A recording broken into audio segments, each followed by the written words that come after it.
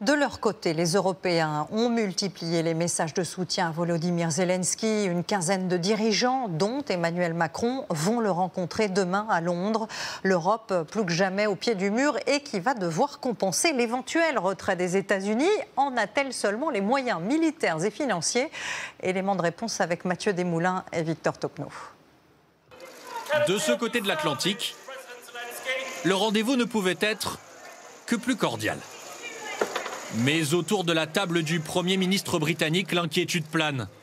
Comment faire face à Moscou si les Américains suspendent leur aide à l'Ukraine? Nous nous tiendrons à vos côtés aussi longtemps qu'il le faudra. Nous comptons sur votre soutien et nous sommes très heureux d'avoir de tels partenaires et de tels amis. Le sujet sera d'ailleurs demain au menu d'un sommet européen à Londres. Car si l'Union européenne est bien le premier soutien de l'Ukraine, avec 135 milliards d'euros d'aide depuis 2022, les États membres dépensent bien moins que les Américains en livraison d'armes. 49 milliards depuis le début de la guerre, contre 66 pour les États-Unis, l'équivalent de 22 milliards d'euros par an qu'il faudrait absorber en plus en cas de retrait. Désormais, ce sont les Européens qui doivent remplacer le vide, l'immense vide laissé par les États-Unis d'Amérique. Nous avons 209 milliards d'avoirs publics russes qui sont actuellement gelés dans nos banques. Nous devons les saisir et les affecter à l'aide à l'Ukraine.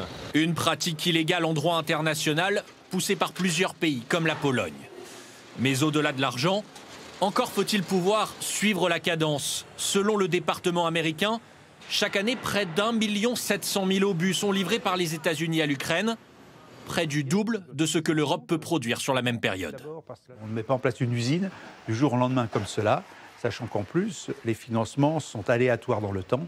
Donc un industriel ne se lancera pas dans un marché de ce type, très spécifique, sans avoir des garanties des États. Une intensification de l'aide européenne qui serait perçue comme va-t-en-guerre par une partie de l'opposition.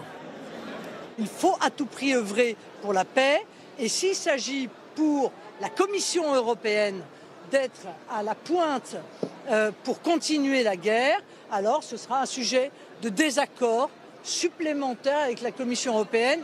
Des divisions au sein de la classe politique française qui s'exposeront lundi lors d'un débat sur l'Ukraine à l'Assemblée nationale.